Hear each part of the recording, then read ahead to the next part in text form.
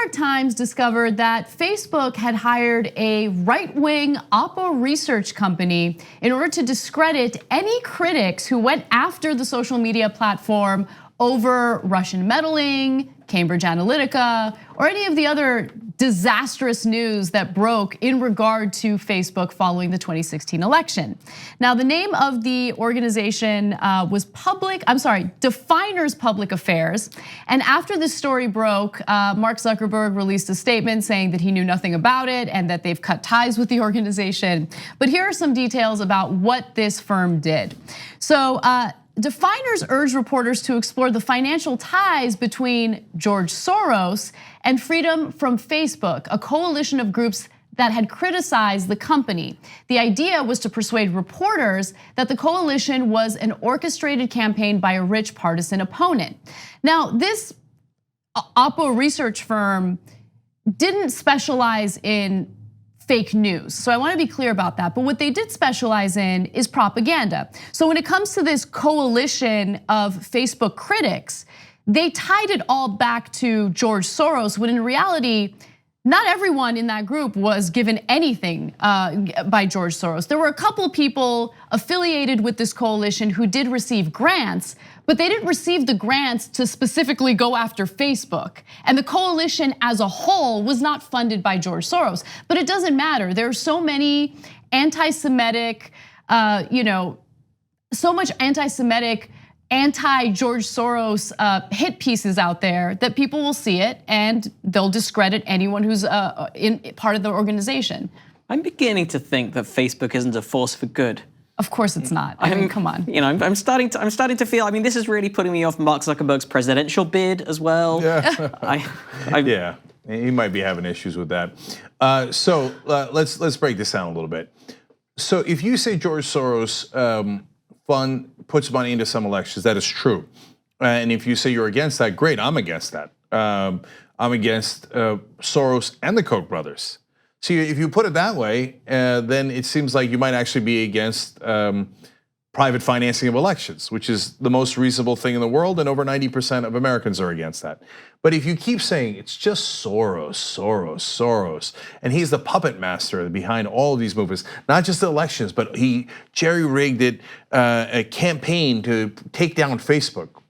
Why would he do that, right? Like and why is he the puppet master? Then you're spinning a tale that has old roots, terrible roots. Yeah, the second you start making any allusions to the second you can kind of go, hang on, is the thing I'm alleging something that was drawn by Nazis? Yeah. You're like, okay, maybe I'm on the wrong side of this thing. If there's a cartoon that Nazis put out that directly maps to the current conspiracy that I'm putting out into the world, maybe not. Maybe not the best. I like Matt's new Nazi cartoon rule. Yeah, that's my solid. If there is ever a Nazi cartoon about it, don't do it. Okay. And so when you say, hey, the Koch brothers and Mercers, which are Republicans, and Soros on the Democratic side, and Steyer or whatever, and you're just picking, right? You're just picking all the donors, and it is irrespective of their religious or ethnic background. There's nothing wrong with that. But when you focus on and you frame it in a way that has these old anti-Semitic tropes, it is certainly something to be concerned about. Now, look, Zuckerberg and Sheryl Sandberg, who run Facebook, are not anti-Semitic, they're Jewish, right? So I don't think that they actively said, let's go get Soros and do it in a way that's anti-Semitic. That would be preposterous. But that's why you should be careful about hiring right-wing hacks, right? But they're not. And look, to be fair to them, Google gives a tremendous amount of money to Republicans and Republican organizations as well. And the reason they both do it is because, and actually Facebook does not give as much to politicians. And so but now they've hired a whole squad of Republicans. John Kyle is supposed to tell us what's real news and what's not real news. He's a right-wing politician, and he was corrupt to begin with. He's the one that took all that huge donor money in the first place. So hiring all these Republicans because the Republicans yelled at you does not solve your problems. Unfortunately, what I was going to say is about both of them hiring lobbyists, etc., is that the system is so corrupt that if they don't hire them, they're behind an 8 ball, and then all of a sudden they get congressional hearings, etc. Google puts a lot more money into politics, and there were no congressional hearings about Google.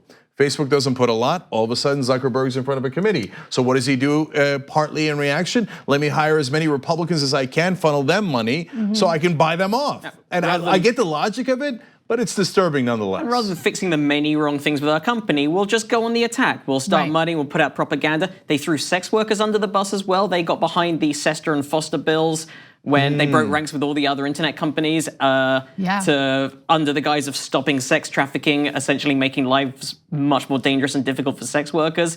Because again, it was like they needed to get those senators who criticized them on side.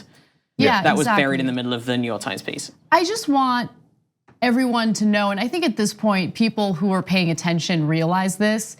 Silicon Valley and these CEOs and COOs are not, they remind me a lot of establishment Democrats, right? Where they say they're liberal, but they're only liberal when it comes to social issues. When it comes to other things like corruption, for instance, when it comes to protecting their bottom line and their profit motive, when it comes to those things, they're not so progressive. Yeah, and in the case of Facebook, it goes even further than that. First of all, Anna's 100% right. Anytime people say, oh, the media is liberal, or Facebook and Google and social media is liberal, it's not remotely true. It's actually half true. So on social issues, they generally are liberal.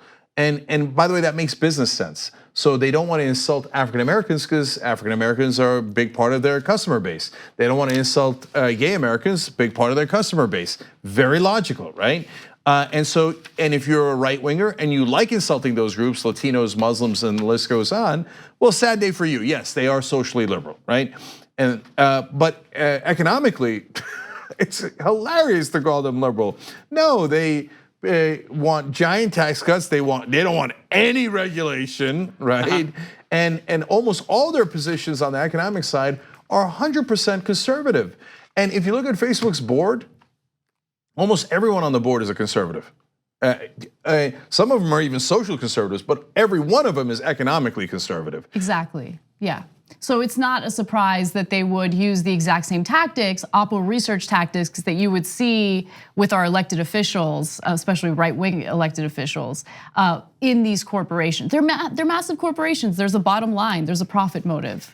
And look, and that's why we have to keep watch. It doesn't mean that the whole company is, is the worst. It's like, for example, I have an iPhone. I use this example all the time. I think Apple makes good products, but I also think they should pay their taxes. So oftentimes Apple pays no taxes, even though some years it is literally the most profitable corporation in the world. That makes no sense. That's insanity. And so when they buy off politicians and they do these kind of dirty tricks, it allows them to get away with something that the average American couldn't get away with. So look, obviously a lot of people like Facebook. That's why they use it. They have a giant customer base. But that doesn't mean that they should be hiring groups like this to especially given the kind of tropes that they use against George Soros to do these kind of dirty tactics. On the go? Don't worry, we got you covered. You can still listen to TYT at our new podcast network. Find us on Apple Podcasts, the Google Play Store, or at tyt.com/podcast.